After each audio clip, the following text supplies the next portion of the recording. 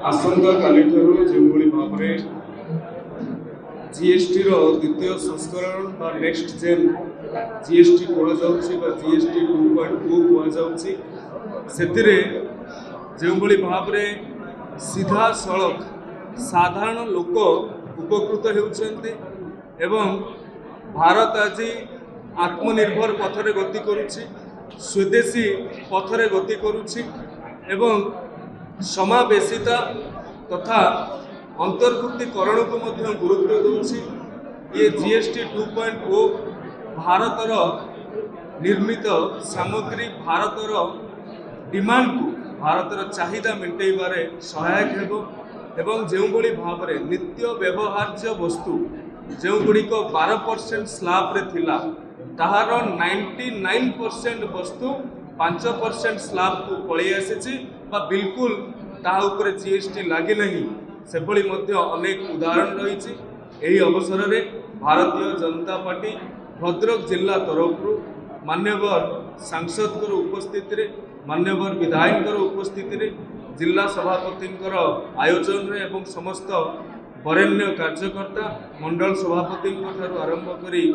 समस्त कार्यकर्ता आज हृदयर सहित नरेंद्र मोदी जी को धन्यवाद ज्ञापन करिसेंती जे तांकर गोटे दूरदर्शी नेतृत्व कारण भारत केवल विश्व गुरु रे परिणत होगा जाऊँगी ताहा नुहे अर्थनैतिक सर्वशक्तिशाली राष्ट्र रे 2047 मसीह परिणत होउछि। ये नेक्स्ट जनरेशन जीएसटी कृषि ठारू आरंभ करी शिक्षा पर्यंत नित्य व्यवहार्य द्रव्य ठारू आरंभ करी हेल्थ सेक्टर आउ लाइफ इंश्योरेंस पर्यंत ताहाकु मध्य ये जो भाव में जीएसटी कम करा जाइछि। 25 कोटी लोक दारिद्र्य सीमारेखा ऊपर को आसी अर्थात भारतीय मानकर क्रय शक्ति बढ़ी भारतीय मानकर क्रय शक्ति बढ़िला बेले किणा मूल्य बिक्री मूल्य जिते कमी जाउछि तो किणार परिमाण बढ़ो किणार परिमाण बढ़िले लोकंकर पैसा मार्केट को जीव एवं कम मात्रा रे जीव तेणु एथर पार्वण संचय उत्सव रे परिणत हो एवं आमे गर्व रे कहिबा दरकार जे यह स्वदेशी अटे मो देशर पैसा मो देशर जनकल्याण रे लागू मो देशर प्रगति रे लागू एवं सीधा सड़क 2.5 लाख कोटी टंका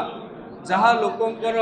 पॉकेट रु खर्च होता ये नेक्स्ट जनरेशन जीएसटी कारण ताहा संचय होइछि। जिला तरफ जिलावासी तरफ देशर प्रधानमंत्री ए ऐतिहासिक एवं समय उपयोगी पदक्षेप निमंते तांको कृतज्ञता साधुवाद और धन्यवाद ज्ञापन करुछि। ओडिशा रे डबल इंजिन रो सरकार होइछि किछि मास पूर्व 12 लाख टंका पर्यंत एनुअल इनकम उपरे आईटी फ्री करा जाइछि लोकंक पाखरे पैसा अछि एवं ए पैसा जमिति एमएसएमई सेक्टर को बढ़ावा दब ए पैसा केमिति स्वदेशी कुटीर शिल्प को बढ़ावा दब एवं आपण मानक माध्यम रे जिला बीजेपी तरफ मु प्रतिवेदन करिबि आगामी समय जेतेबेले दीपावली आसीबो आमे विदेशी इलेक्ट्रॉनिक बा डेकोरेटिव वस्तु न किणी आमे आमर कुटीर शिल्प को प्राधान्य देवा आमे आमर दीप किणवा आमे आमर स्वदेशी वस्तु स्वदेशी इलेक्ट्रॉनिक्स जिनस किणी पारिबा सेतिप्रति आज एक कर्मशाला एवं सांबादिक सम्मेलन अनुष्ठित होइतिला। आपण माने आमर कथा को गणमाध्यम जेतेबेले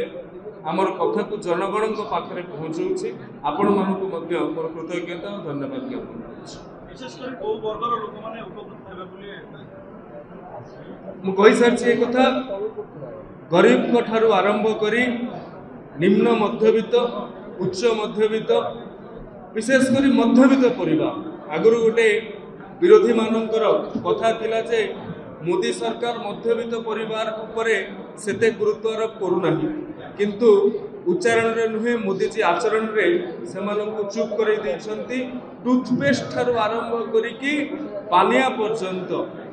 मेडिसिन ठारू आरंभ करिकी हेल्थ इंश्योरेंस लाइफ इंश्योरेंस पर्यंत